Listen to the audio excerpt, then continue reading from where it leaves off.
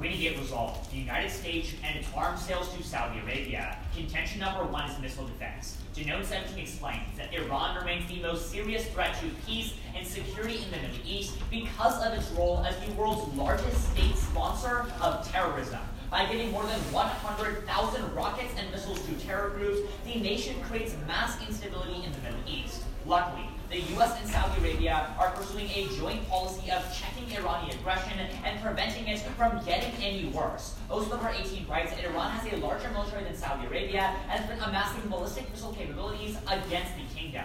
CFR 18 continues that the strong U.S.-Saudi relationship is built on Saudi being the top importer of U.S. arms. Cordsman 18 adds that U.S. military aid is key to maintaining stability in Saudi Arabia and checking back on Iran. Without U.S. arms, Saudi Arabia lacks the firepower and strong security necessary to deter Iran, increasing the chance that Saudi will be struck by Iran's tactics directly or indirectly. Saudi Arabia and Iran are two regional rivals in the Middle East who are pitted against one another, seeking dominance of the Middle East. Both sides will do whatever it takes to become the dominant hegemon, thus these proxy wars will only continue. Harrison 16 writes the U.S. departure would only to further destabilize the already volatile region and make any chance for diplomacy impossible. Intel Brief 19 continues that Iran's supply of missiles to regional armed factions have helped terrorist groups morph into significant threats. Its increasingly sophisticated medium-range ballistic program places a growing proportion of Europe squarely within the Islamic Republic's crosshairs.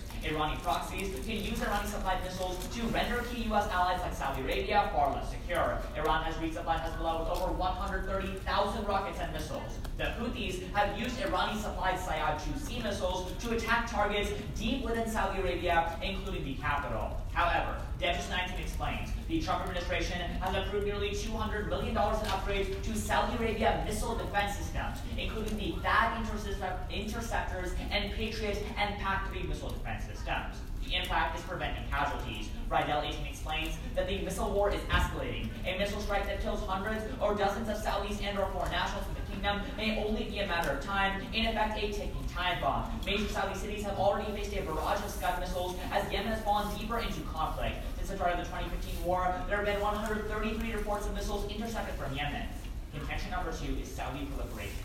Keel 18 writes, the U.S. commitment to Saudi Arabia is long run. Trump is determined to be a steadfast partner of Saudi Arabia, and a historically strong relationship is important on issues of peace from Yemen to Iran. Close U.S. ties are key to preventing proliferation of nuclear and increasingly advanced conventional weapons in Saudi Arabia. Lewis 15 continues that Saudi Arabia is fully capable of meeting the technical requirements to build a nuclear weapon. Saudi would surely build one in response to any perceived Iranian threat, but they are not doing so directly because U.S. arms are a guarantee of security from Iran. Einhorn and Nephew 16 writes that Saudi nuclear threat is high. Saudi Arabia remains the most likely state in the entire world to next pursue the nuclear bomb, and even if they don't do it themselves, Element 11 writes that Pakistan, a close ally to Saudi Arabia, would probably give them nuclear infrastructure technology if they seeked it. The impact is regional instability. Element 11 continues that any decision by Saudi to pursue nuclear weapons would be highly destabilizing and would increase the incentives of other nations to pursue nuclear weapons of their own. Miscalculation in the Middle East would increasing the chance of nuclear war. But simply leaving Saudi undefended is not okay. Element continues that Saudi Arabia could pursue increasingly advanced conventional weapons, militarily posturing, increasing the amount they spend on defense, and being totally unwilling to ever compromise on any sort of diplomacy in the Middle East. But the second impact is global proliferation. Lewis 15 continues that as more and more states gain access to nukes, we decrease nuclear non-proliferation. Thus, we urge a negative fact. Y'all have used this? No, thanks.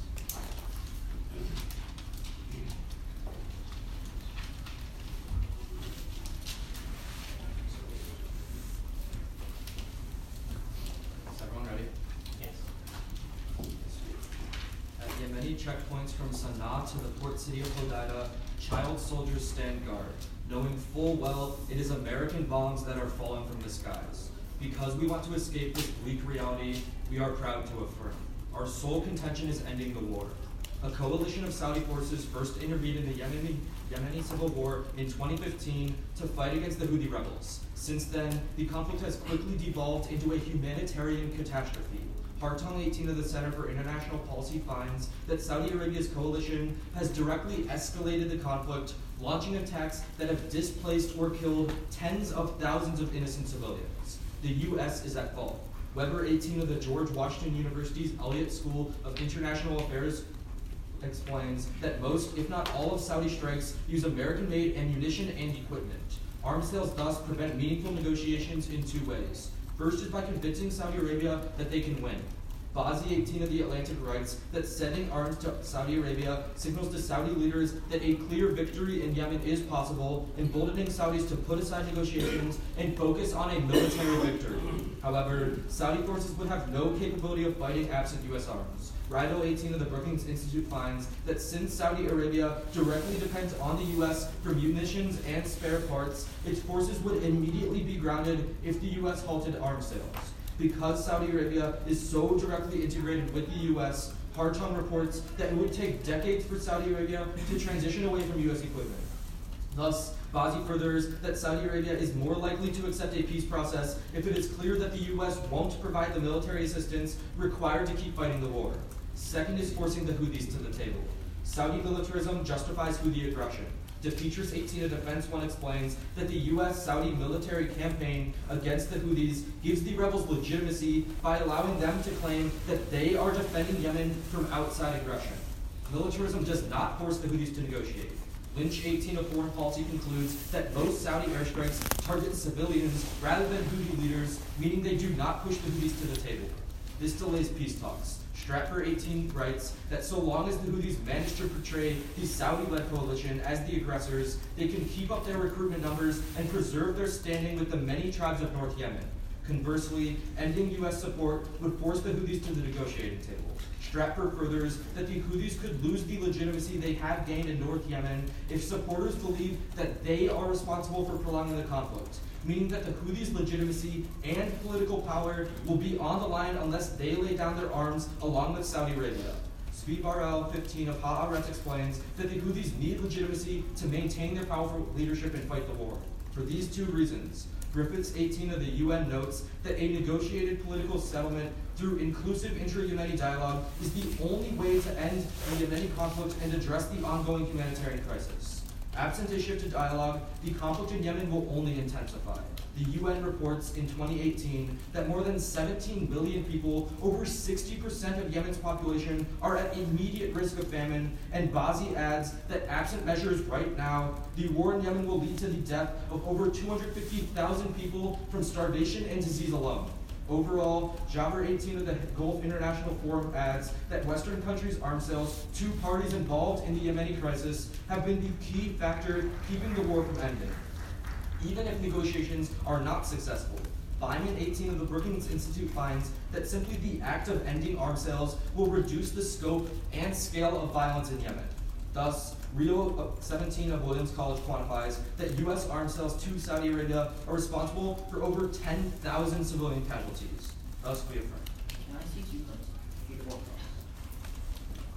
One, all of Saudi strikes use American-made equipment and ammo. And two, simply the act of ending arms sales decreases the scope of conflict. So that's one more time. Yeah, all of Saudi strikes use American-made equipment and ammo. And simply the act of ending arms sales decreases the scope of the conflict.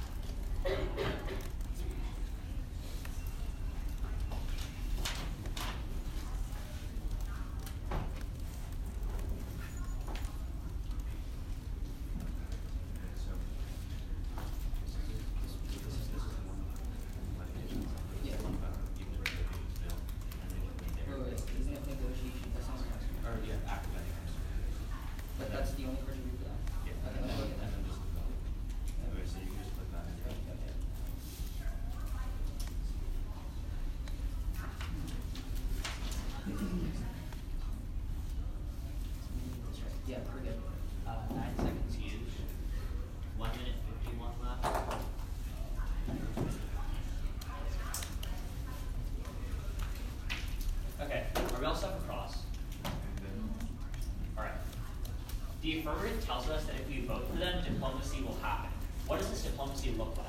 Okay, so we would say that if you look at past peace negotiations, the most likely form of something happening would be each side would retain some of the ground that they've gained, but both sides would be brokered by the UN, and the UN would be making sure that they kept the politics. Okay, so if really quickly, if both sides get both of the land that they already own, right? Why would we want to establish a Houthi state? Wait, Let me Houthis are a terrorist group that persecute women, are launching a genocide against the Baha'i, and systematically torture people. The Houthis don't want their own government. The Houthis want the old government back in power. The Houthis wouldn't run their own state. They'd probably insert some sort of government that they actually like. The Houthis aren't a government. Have said they want to create their own regime. I'd love to see that because that's not true. The reason why they entered the conflict is because they wanted a different government. They didn't want to make their own. Yeah, you're right. Can I ask you a question? They don't want to make their their own. Can I ask you a question? So if the Yemeni war ends, who does Iran who do the Iran funded terrorist groups harm? Excellent question. So Iran has proxies all across the Middle East. The current most active campaigns are in Yemen, Lebanon, Syria, Iraq, as well as ones across Tunisia and Morocco. What our evidence indicates is that even if they lose one proxy war, Iran will always try to stir up more and more conflict because by definition, they want to be the dominant hegemon of the Middle East. What that means is if you leave Saudi undefended, that doesn't help them in any way, shape, or form.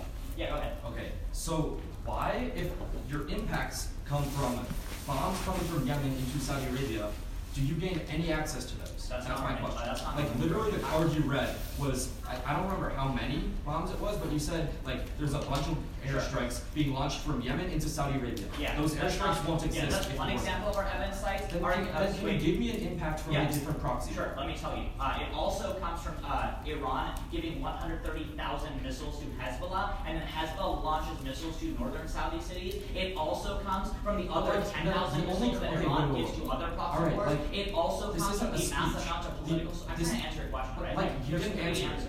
Okay, I realize that other terrorist groups get arms. Okay. I'm asking, how many Saudi Arabians die from terrorist groups that aren't the Houthis? Hundreds to thousands. We'd love to see that. Okay, that's fine. Let's go back to what I was talking about. Sure. So if you have conceded what you said before, that the Houthis will get some land and the Houthis gain some land, right? And once more you said the Houthis didn't want the Yemeni government, they wanted their own form of government, right? Why do we want to establish a terrorist state in northern Yemen? You're ignoring the second half of my response to your answer, which is that the UN is going to be involved, and the UN won't let the Houthis just kill everybody. Literally, the agreement that failed a couple days ago, the agreement was that both sides will pull out of Hodeidah, and the UN will control Hodeidah. So how will the UN prevent the Houthis from launching a genocide on the Baha'i, even though they're doing that right now? Wait. How will they would do it by, the threat of force. Okay, if the UN has a lot of countries with a lot of armies. No, historically, the UN has been, failing and ever stopping any sort of. Okay, thanks.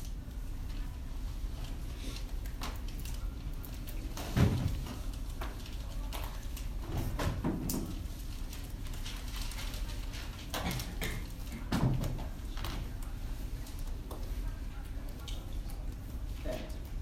I'm just going to read an overview, which you can flow on their case, and then I'm just going to go down. Anyone all right?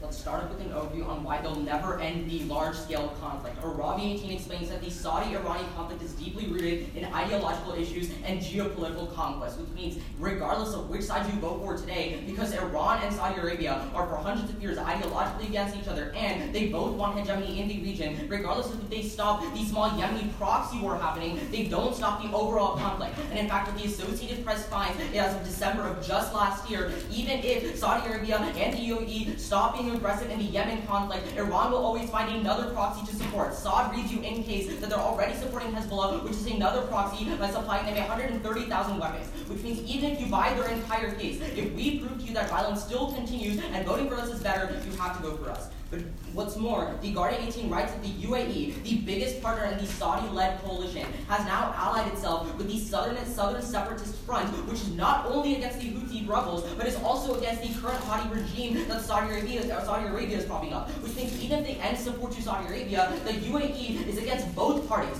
both the party that Iran is supporting and the party that Saudi Arabia is supporting. Which means the conflict in Yemen will continue regardless because of the UAE, a third-party actor, which has nothing to do with U.S. arms sales to Saudi Arabia. Now, specifically on their contention one on Yemen, several responses. First, turn it against them, because IN 117 finds that when you end arms sales to Saudi Arabia, they see that as a decrease of our commitment to their defense. In our contention 2 from case, we specifically tell you that when that happens, from our Edelman 11 evidence, Saudi Arabia is more likely to build up their own indigenous military and be more aggressive, not actually ending conflict. The second turn comes from Rogan 18, who finds that we're the only check against more civilian casualties, because we sell Saudi Arabia precise weapons. But insofar as Saudi Arabia will always continue the conflict with or without the US, if the US isn't there to pressure them to use these precise methods, they're going to target more recklessly and kill more civilians. The third response is that even if arms sales to Saudi Arabia ended, the UAE would continue. And Round 17 finds that the UAE is the second largest importer of US arms, second only to Saudi Arabia. Even if at most they stop Saudi Arabia, the UAE is still going to continue. And in fact, they're also profiting off of the war themselves, which means they're going to increase their violence in that region, even if Saudi Arabia stops the conflict.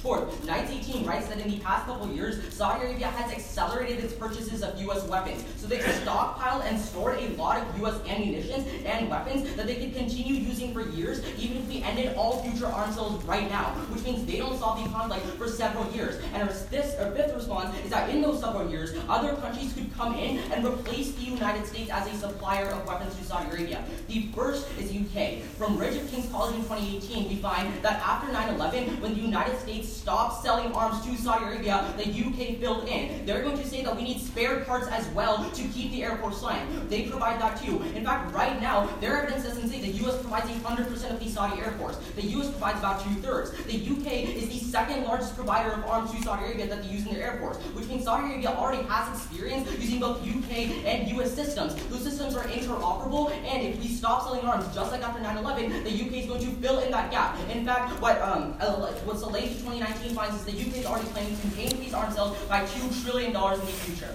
But then China and Russia will also fill in, because according to Saab 18, China's been selling weapons to Saudi Arabia since 1987 that they've used as recently as 2014, and Gao 18 explains that their fighter jets, the J-10, is compatible with the American F-16. Either way, they never solve the conflict. Then they say that the Houthis are going to be forced to the table. Well, if Saudi Arabia is always aggressive, and even if they aren't, if the UAE is always aggressive, Houthis will never come to the table. They're always going to be able to justify their own violence on their impact of famine and disease and humanitarian crisis. Most of their impact of the famine comes from the blockade. Yemen is a primarily food importing country. They import 100% of their wheat, and the blockade is nothing to do with U.S. arms sales. It's independently led by the Saudi coalition, which means it's going to exist in both worlds. U.S. arms sales does not stop that. But then, the alternative, letting Houthis gain grounds, is worse because they divert a lot of food aid. So they're actually, it's better to have Saudi Arabia. We see UK is going to give it $2 trillion, and also UK and US systems are interoperable. That was analysis that we made based on the first one. Then just $2 trillion.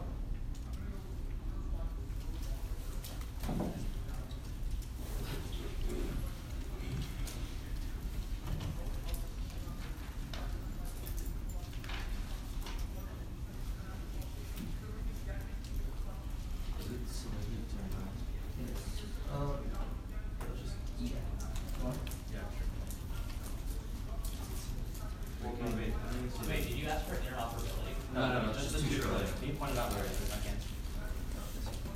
Yeah. Okay. On the title. Just start. Okay, that's, we don't even think. Yeah. 1 second. And then, yeah, we'll run.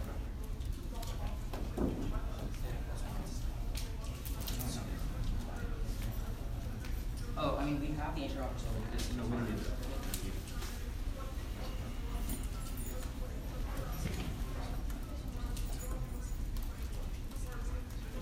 Okay, that's all. That was 19, so plus 1 20.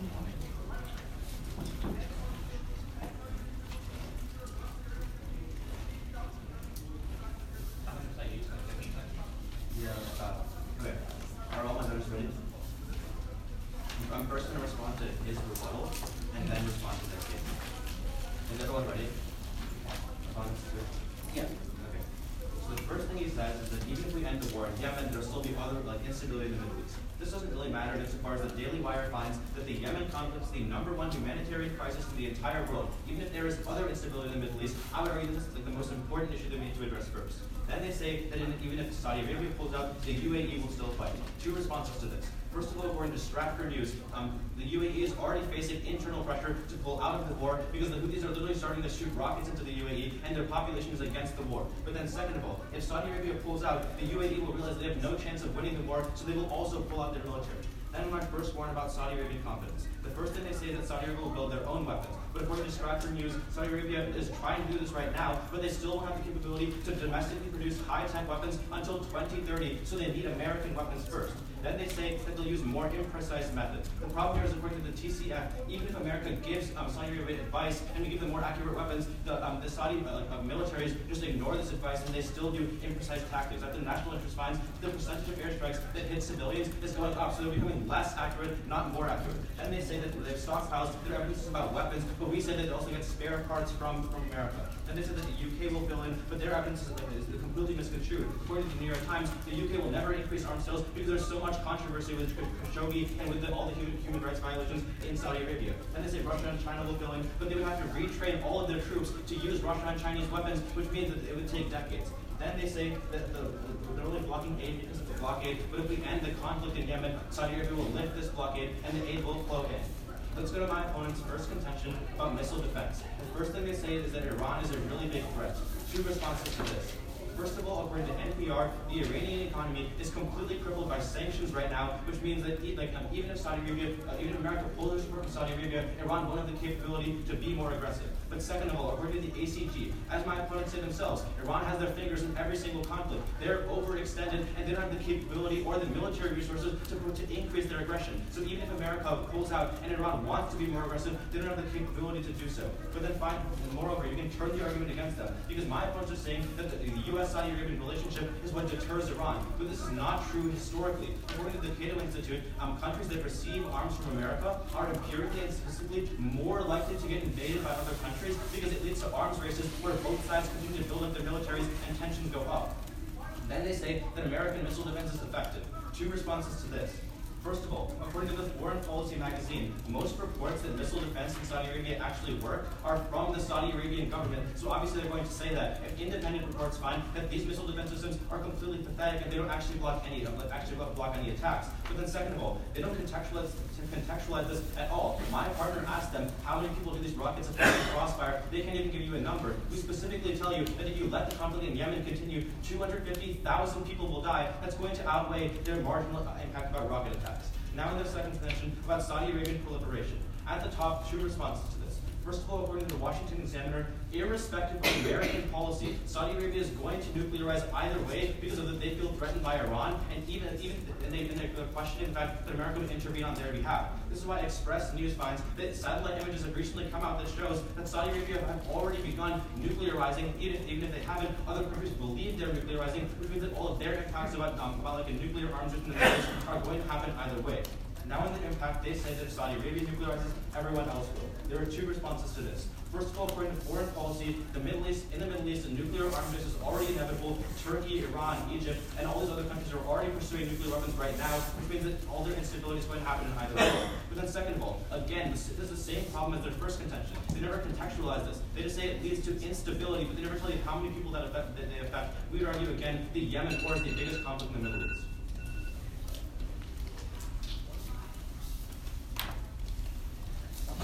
Could I see that they ignore our advice on precise?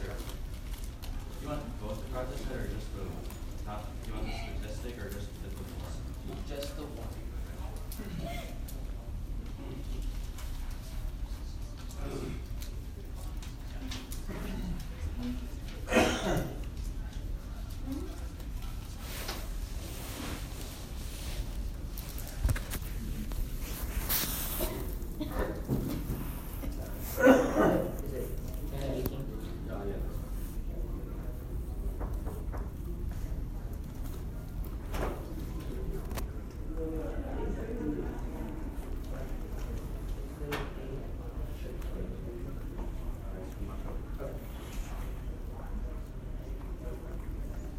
I'm ready for cross whenever you are.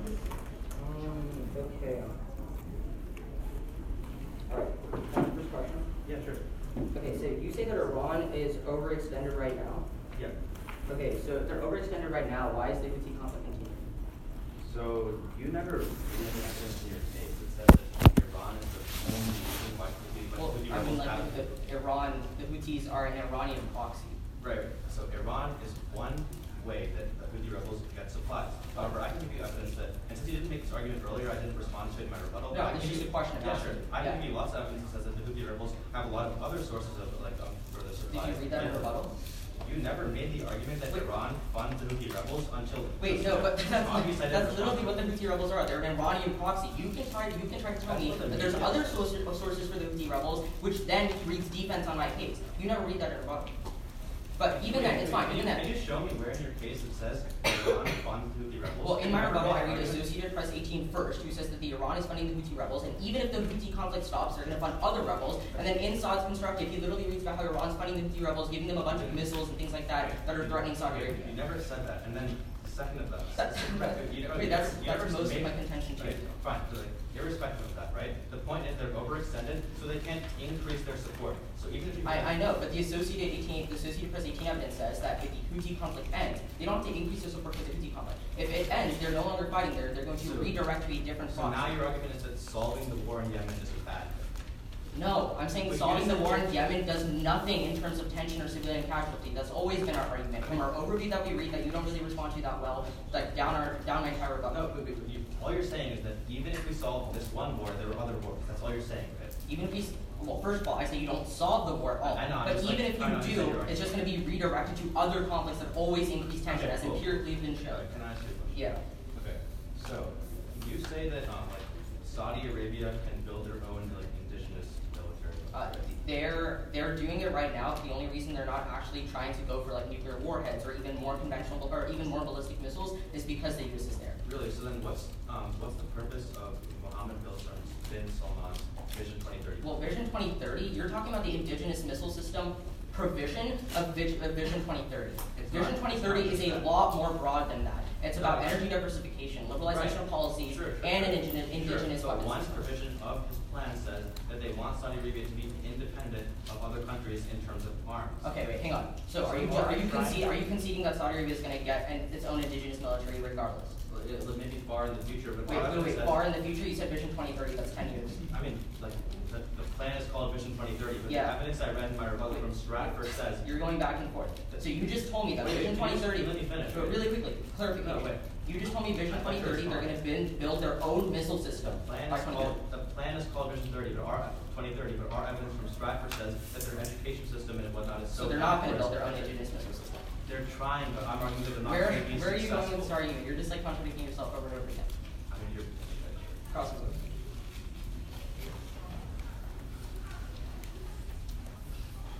Okay, we're having some problems right now.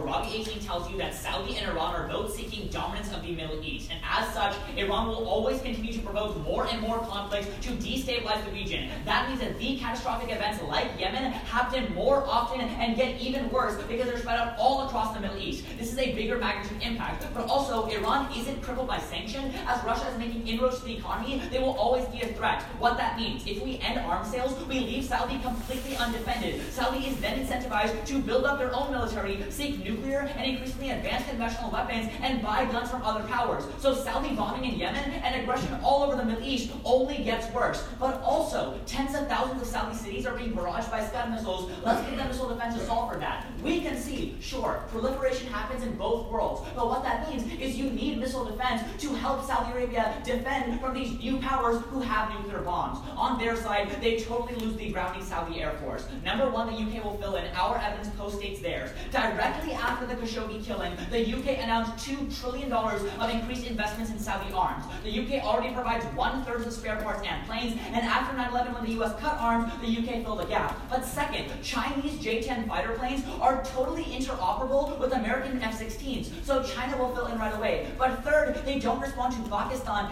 and Russia that have all historically sold guns to Saudi every single time that the US has cut off supply. And fourth, 918 writes that Saudis have stockpiled weapons for several years. That means that Vision 2030 doesn't matter. Saudi Arabia is always going to have guns in the long run. The bombing in Yemen is always going to exist. But some key terms. Number one, even if civilian casualties are happening right now, Rogan 18 tells you that because China and Russia give Saudi Arabia cluster bombs and worse technology, civilian casualties only go up in their world. But finally, diplomacy is a lie. Number one, the UAE is always going to fill in. What the Guardian 18 evidence says is that the UAE has private military contractors and wants control of the Strait of Aden. And despite any internal pressure, they're always going to bomb. What that means is they make the crisis worse. They leave Saudi independent. Our case is not linked to some sort of link to Yemen. It's a overall conflict argument. Okay, we've run 20 seconds. We'll run the majority of the other one.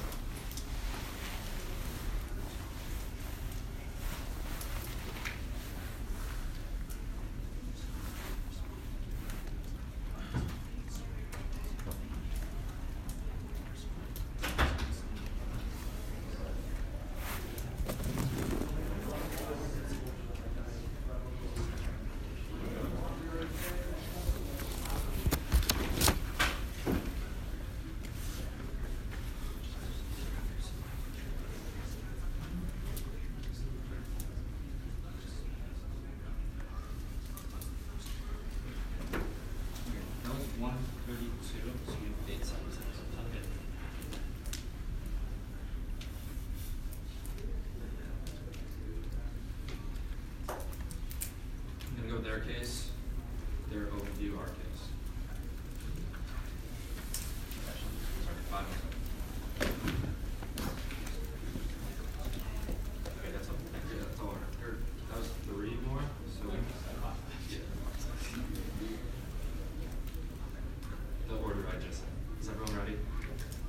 Start off in their case, they concede a bunch of stuff in summary. First, from the Cato Institute, we tell you that countries that receive our arms are more likely to be invaded. This is really important because it goes conceded, and it's a statistical analysis. This means that Saudi Arabia is more likely to be attacked in their world than ours. But then the Foreign Policy Institute explains that their evidence about missile defense systems is literally from the Saudi government. Our evidence says that these missile defense systems don't work. They concede that proliferation will happen in both worlds, but if the missile defense systems don't work, their impacts happen in both worlds. Their whole case is not unique. Now go on to our case. They go for this overview about the frozen conflict, but literally drop Sukum's response from his rebuttal. Even if it is a frozen conflict, we tell you that Yemen is the #1 humanitarian conflict in the entire world. We should at least try to solve that. They don't give any solvency to anything. Then they go for 5 responses. First, they go for this turn that our weapons are more precise and that if they keep fighting, they'll use these bad Chinese weapons. They don't respond to what Sukum says, where he tells you from the Century Foundation that they ignore our advice on how to strike and they do imprecise strikes in either world. Then they go for the UAE response that the UAE would continue the war. Also ignore Sukum's responses in his rebuttal. Sukum gives 2. He says from Stratford that because of civilian pressure in the UAE, they will not continue to fund arms, but also if Saudi Arabia leaves the region, the UAE will too. Then they say Saudi Arabia has stockpiles, they don't have spare parts, that doesn't matter. Now they argue about fill-in. Their evidence about the United Kingdom is really misconstrued. Our evidence says that there's controversy in the United Kingdom over sales, so they won't do it. Group China, Pakistan, and Russia, we tell you in rebuttal that the troops are trained to use US planes, they can't ship to those. Then you can cleanly extend both of our warrants. From Bazi, we tell you Saudi Arabia will negotiate because sending arms to them signals that a victory in Yemen is possible, but if you don't send arms to them, that means that they will go to the negotiating table. The Houthis will negotiate because right now the Houthis are able to say that Saudi Arabia are the aggressors in the conflict and they push it onto them. But when the Saudi Arabians go to the table, the Houthis do too. There is a clear impact from negotiations going through. And that's that 17 million people are at risk of famine right now, and without a response, right now, 250,000 people will die. We have the only quantified impact. It's a clear pro-ballot.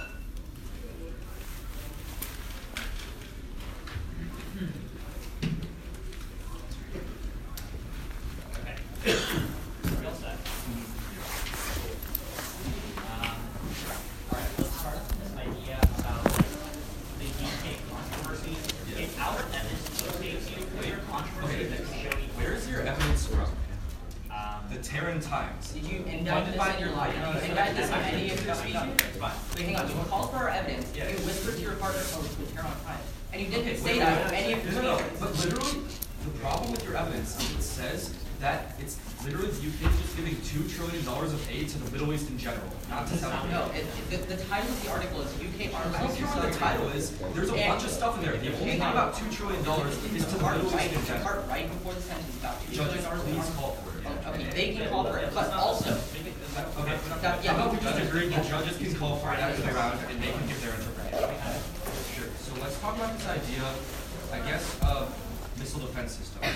So if proliferation happens in either world, and which is conceded, missile defense systems don't work, why do they matter? That's definitely not conceded because in my summary I tell you, and also From the Saudi case, government. it's also No, it's from the Center for Strategic and International Studies. Yeah, The card says that That's where Dr. 133 instances of major Saudi cities being barraged by Scud missiles, 133 times, missile defense systems have prevented them. That's what I also tell you that in summary, that missile defense systems save lives, they intercept missiles. Wait, none of this was in your summary speech. Yeah, it's like right after I go on the overview. Like, you didn't say the CSIS though. Like, literally from case read, you were citing the Saudi government. Yeah, I say the last name of the guy who's from CSIS. what Saad reads since case, it's literally bolded, right? There's like a comma, and then it says according to the Center for Strategic and International Studies. Who are they getting their who are they getting it from? The Center for Strategic and International Studies. They did the study on interceptions of Scud missiles from Yemen. Even Wait, like okay, somehow actually, evidence, that's great. Just really quick, right? Yeah, Even then I'll for respond. indirect evidence, right? If America currently has missile defense systems, and historically they've helped other countries like across the world, from like Israel to like allies in Europe, prevent against like barrages of missile attacks. If we give that to Saudi, why would that not be good for them? Okay, so the problem with what your partner just said is your partner said that all of the Scud missiles you're talking about were shot from Yemen. We end the Yemen war. Okay, and you well, don't that's give a us different discussion. That's you a don't different- give us any evidence of Scud missiles. How many people died from them Wait, from number other one, areas of the Middle Hezbollah East? is also launching missiles. You say they're Really? launching them. You don't say how many people died from them. Okay, Or any first of impact all, on them. first of all, we do. The arrival evidence says hundreds to thousands can die from these missile attacks if they actually struck. But we agree. If you saw for Yemen, that's a different discussion. But then also we say that like the conflict is always going to be there. You agree it's a frozen conflict, so there's probably still going to be missile threats. But we'll discuss Yemen. From Yemen? No, like Missile other threats from places in Yemen. the region. Because remember the Associated Press 18 evidence that we've been pushing says Yeah. that Iran's always going to be So funding literally, proxies. just to clarify, you're saying that Stopping one proxy war is bad. No, we because never say it's other bad. proxy wars will just get bigger. It's great if you stop the proxy war, and it's also great if that conflict isn't rerouted somewhere else. If these same impacts literally occur even if you stop the Yemen proxy war because it's just rerouted to a different proxy war, sure, you stopping the Yemen conflict is good, but there's no unique impact. 15 seconds. So like 6 seconds left. Quickly write something.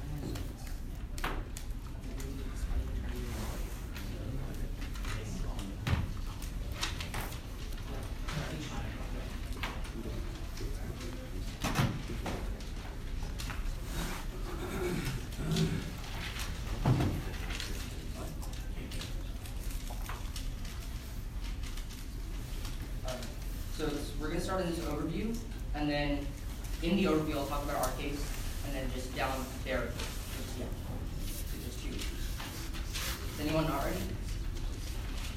Let's start in the overview. Oates has agreed that it is a cold conflict, which means it's never going to end. But they drop our Associated Press 18 evidence that I talk about in Second Cross and make it very clear to them, but they just don't respond to. Associated Press 18 says that the Houthis will not back down and Iran will not back down. Even if you buy the entirety of their case and everything they say about solving the Yemen conflict, we would argue that Iran is overextended right now, but if they end the Yemen conflict, they're just going to reroute the proxies somewhere else. They're already helping Hezbollah. Hezbollah is probably going to become more of a threat. They're helping other proxies in the region. Those are also going to become more of a threat. Those are all reasons why we need our case. We tell you that missile defense systems are very successful. From the Center for Strategic and International Studies, which sought extends in summary, there's been 133 missiles intercepted from Yemen. If those missiles come from elsewhere, we still need those ballistic missile defense systems. You still need to vote net. But now let's go to Yemen.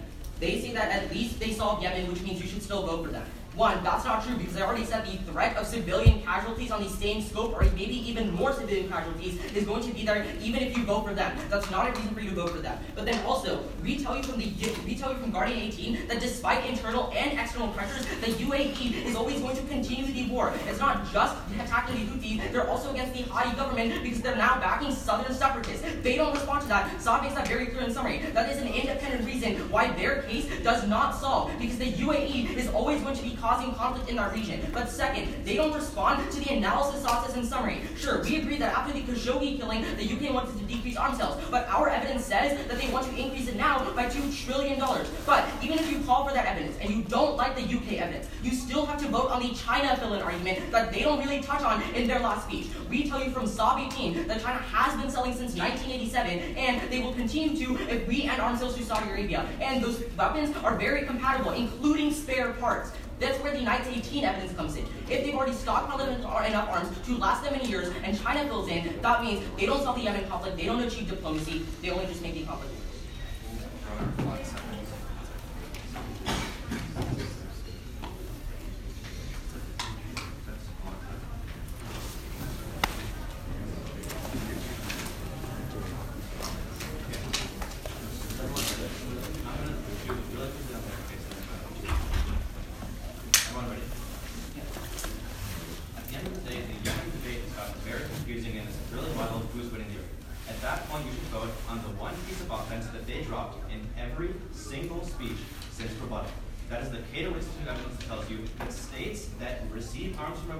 Are statistically more likely to get invaded by other countries because when Saudi Arabia builds up, other countries build up, and tensions go up, increasing the chance of war.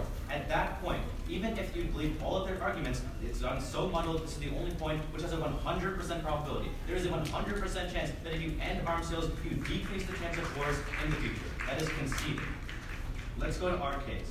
They extend this overview that if we end the war in Yemen, Iran will increase their destabilization in other regions. Two responses to this. First of all, we give you the Daily Wire since rebuttal that says that even if there are other proxy wars, the Yemen conflict is the #1 humanitarian crisis in the entire world, so that should be your #1 priority. But second of all, they don't give you an impact of this. They just say they're going to shoot rockets into Yemen. They didn't tell you how many people that affects, or into Saudi Arabia. They didn't tell you how many people that affects. We do. Then they send a couple more responses on our Yemen.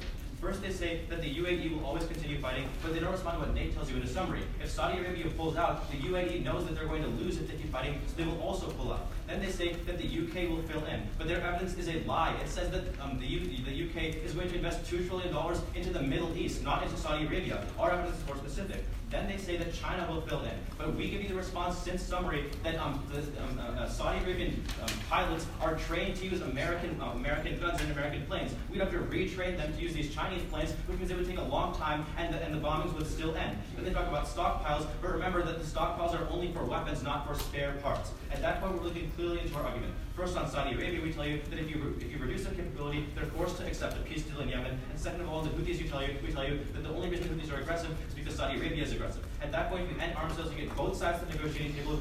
First of all, you save 17 million lives by getting aid into the region, and you save 250,000 lives by reducing conflict. At the end of the day, they don't give you a single quantified impact. If you vote for them, it's a shot in the dark. If you vote for us, you know exactly how many people you save. For all these reasons, please vote for us.